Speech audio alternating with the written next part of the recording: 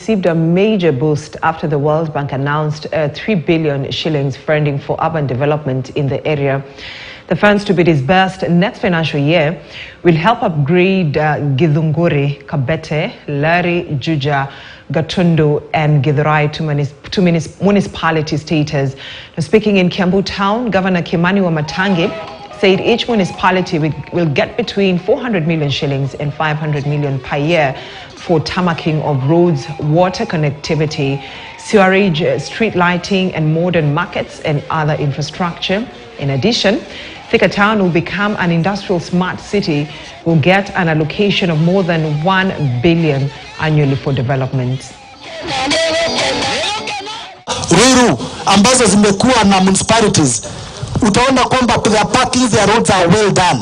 Lakini ukienda places like Juja, Rally na kule Kabete kwenye hakuja kuwa na municipalities, those places zimebaki nyuma for so long.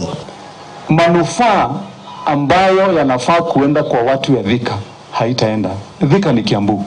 Kanati wadu ito.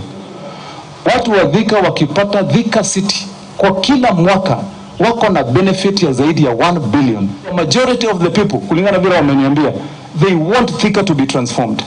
Ndio ikuwe mahali pazuri. Ndoto yangu kama governor ilikuwa ni kwamba hii pesa mnapata, hii mnaona tunapata saizi, hii 6 municipalities itatuletea karibu 3 billion kwa kila mwaka.